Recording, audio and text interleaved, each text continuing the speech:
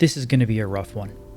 After all of the hype a couple years ago for Drake's brand new starter, the Cutter and its variants, Crusader Industries has put their name into the hat to tempt new players and old to find themselves a new size 1 ship.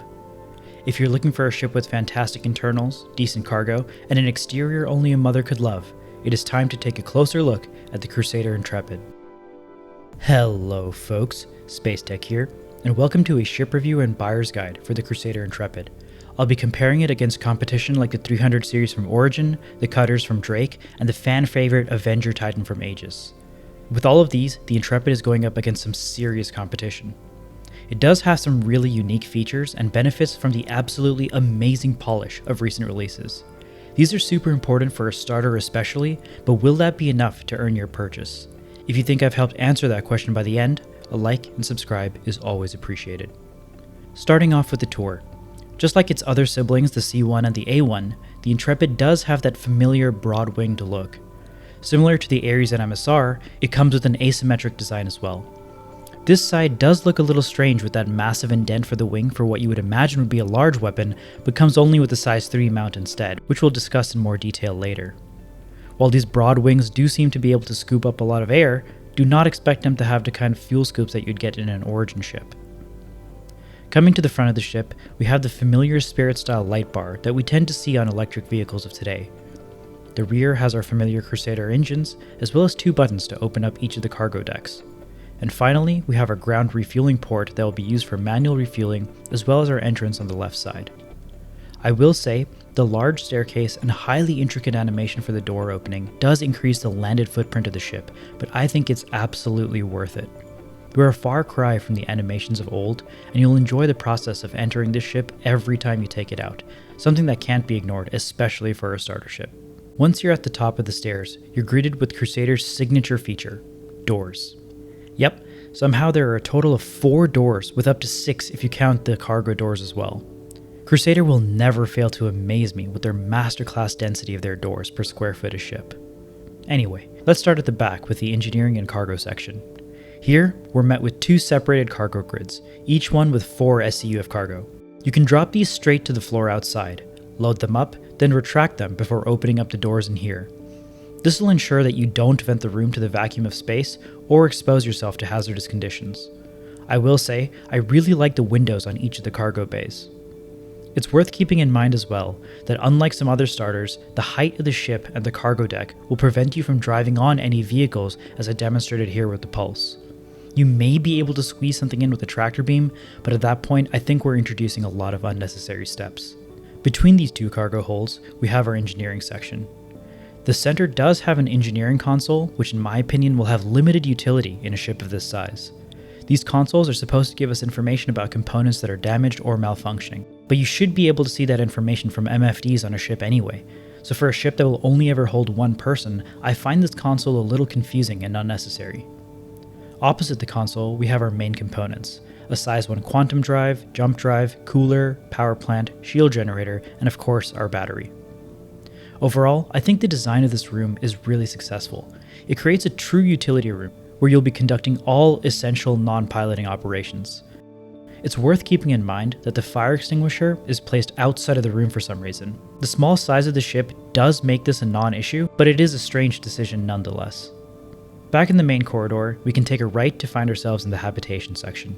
I will say, for a starter ship, this area does feel extremely spacious. In this area, we get a lonely seat for you to eat at and a kitchen with 2 fridges as well. While this doesn't really serve a purpose today, I know people will value it, especially if they're flying this every day as their starter ship. It really highlights what makes Star Citizen come alive with ship interiors. The ship also comes with a full shower toilet combination that will actually be useful when hygiene features are implemented down the road. Further in, we have our bed, some openable shelving, a weapon locker, and a suit locker.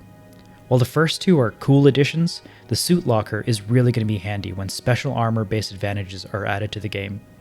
You'll want to be in the lightest armor possible to fly your ship for the added mobility, and the ability to land and then quickly arm yourself and grab your heavy armor before departing the ship will be a welcome addition to any starter. I think this habitation area is really something special. I immediately noticed the warm lighting that makes the space feel more comforting and relaxed. Thanks, Morphologists. It's also equipped with all the amenities and features that you could possibly want in a starter. Keep in mind, for most people, this will be their only ship for a while, so an area to be able to enjoy more than just a cockpit really highlights what makes Star Citizen so special. Being able to walk around the inside of spaceships seamlessly has been a dream forever. I'm glad more starter ships are starting to make that feel special.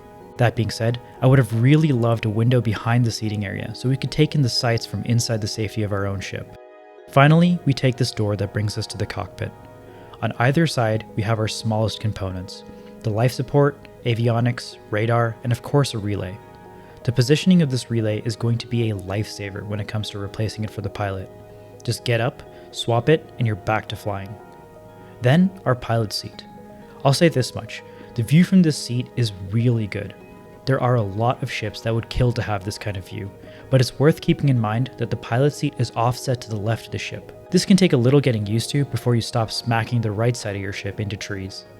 Speaking of which, the Intrepid also comes with an ejection seat that destroys your ship and sends you shooting out the top. In atmosphere, this is, of course, a death sentence, so definitely don't accidentally hit F while in third person. Not that I know from experience, of course. This brings us to the function of the Intrepid. As a starter ship, this is going to be many citizens' first experience with the game, so the ability to try out many different game loops is one of its most important functions. One of the very first things that the average player will want to do is combat, either through mercenary or bounty hunting missions. So how does the Intrepid do? Well, this ship comes equipped with one size 3 laser cannon, and that's it.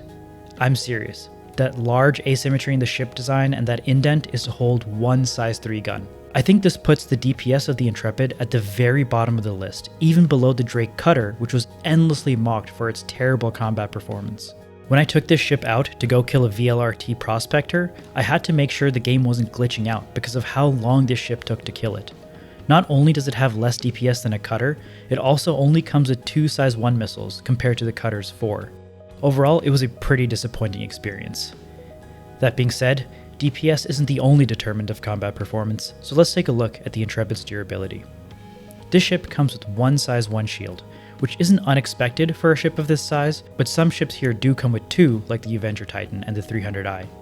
So you have half the shielding of some of the competition, but where the Intrepid really seems to shine is an above average hull integrity, allowing you to take more damage after your shields have already been depleted. In this regard, it is again quite similar to the cutter. Below average shielding with a far stronger hull. Unlike the cutter, however, the Intrepid does have a very flat profile. This means you're going to be pretty hard to hit from the side or front in a jousting fight. On the flip side, you do present a reasonably sized target if someone manages to get above or below you. This low profile has also translated to a fairly low cross section. I could totally see someone using stealth components to turn the Intrepid into a stealthy dropship. You could even use the cargo holds to deploy troops instead. Another place the Intrepid differs from the cutter is in its maneuverability. This ship is really quick. In space, you have an SCM of 270 meters per second, with the top speed of over 1200 in nav mode. This ship really flies well, both in and out of atmosphere. I also think that control surfaces will be a favorable addition to the Intrepid with its larger wingspan. Crusader in general seems to get pretty favorable flight characteristics, and the Intrepid is no different. I think you're going to be able to fly this through atmosphere with much greater control and speed than most of our other starters. Moving on to another common game loop, bunker running. I think the Intrepid is going to be pretty good at this given its suit lockers to change into heavy armor quickly and plenty of space to carry weaponry and a utility tool like the medgun. In fact, that space is also going to be valuable to store a tractor beam to move loot around that you recover from your adventures. Of course, no size 1 ship could possibly compare to the C8R Medical Pisces with its ability to bring you right back into the action through its respawn-capable medbed. The Intrepid, however, is still a pretty good choice for this.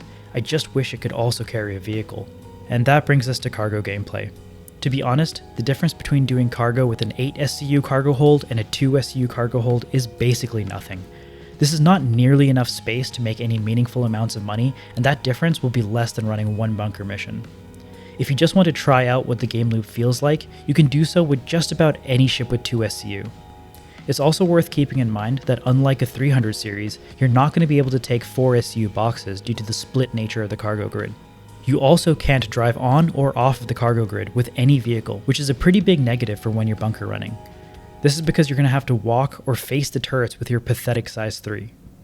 I usually wouldn't care for a starter, but when ships like the Titan or Cutter can easily hold a pulse hoverbike, the inability to easily do so really hurts the versatility of this ship. So should you buy the Crusader Intrepid? That's a harder question than for most ships. I think the exterior is really ugly and almost feels unfinished at times. The weaponry might as well be cosmetic for how poor it is, and the inability to carry a pulse will definitely dock some points too. On the other hand, you get arguably the nicest possible interior for a ship of this size, and for a starter ship, that is going to mean a whole lot to people. For me, it's going to come down to price.